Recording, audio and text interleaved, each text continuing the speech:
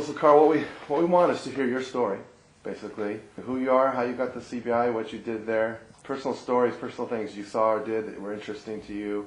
Our main emphasis is on the CBI, but definitely give us just a real quick background too, where you're from, just kind of how you got into CBI, were you drafted, you enlisted, just real quickly, how you got over there, and then the focus on what you did in the CBI.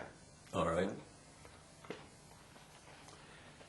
Well, I graduated from the high school in Spanish Fork, Utah, and it was about that time in 1939, 1940 that the draft was starting up, and I was at the age where I was eligible. So I did not want to be a walk-in soldier, and I guess I was smart enough back in those days that I went into Salt Lake City and joined the Air Corps, which was called in those days. We spent a year at Salt Lake Air Base, and I joined the service November the 12th. I went in on the 11th, and that was Armistice Day, and they would not sign us up, so they put us in a truck and took us up to Fort Douglas and took us down and signed us up the following day, which was the 12th. And we spent a year, that was 1940, until 1941, the fall of 1941. We packed all of our stuff, and it was all labeled P-L-U-M-B, and they figured out that that meant we went to the Philippines, long since what the P-L-U-M-B stood for. We shipped out of Salt Lake City by truck and train, landed in San Francisco. They put us out at Fort McDowell, out in the middle of the bay. The day before Thanksgiving, we had Thanksgiving dinner. The following day, we had to carry all of our luggage, steel helmets and everything, over the top of the hill, clear on the north side of the bay to get on a barge. Took us over to the San Francisco harbor and put us on the old USS Republic, which was a German luxury liner that America took away from Germany in the 1918 war.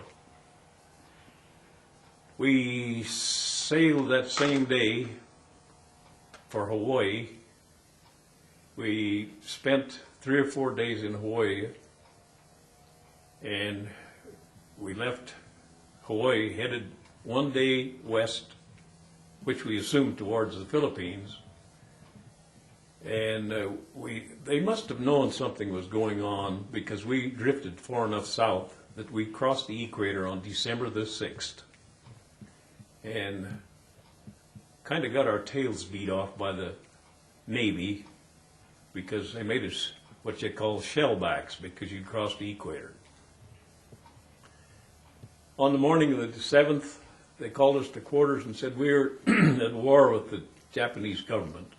Here we are out in the middle of the ocean with a couple of sub-chasers or whatever was with us at that time, out in the middle of the ocean. And in the morning you'd wake up, you didn't know which direction you were going, because the sun was coming up in all directions, because they didn't want to leave a garbage trail or anything, because they didn't know what enemy ships were out there.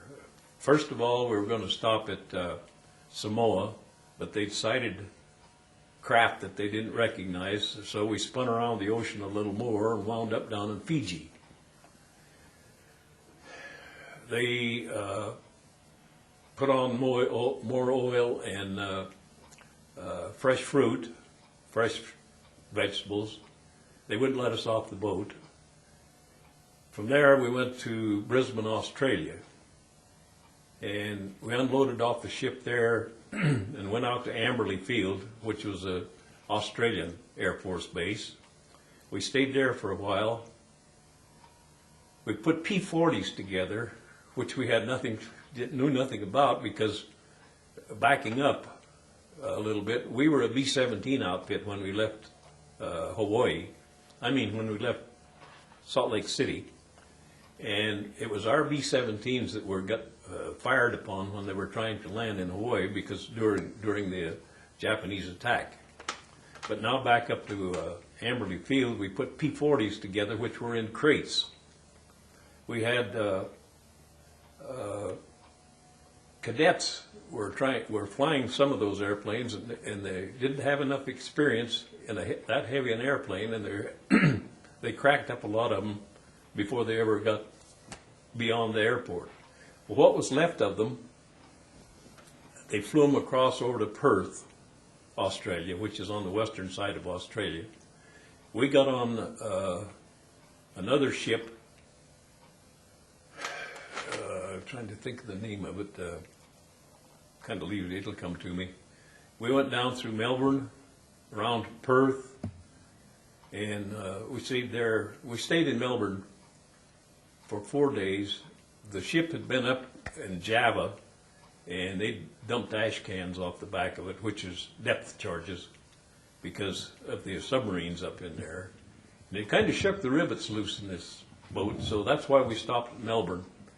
And this is the first time that we ever witnessed, ever so often, the Aussies had their tin teacup on their belt. And we just didn't understand that, being Americans, stopping for tea ever so often. Well, they drilled bigger holes and put bolts in so that the hatch covers, if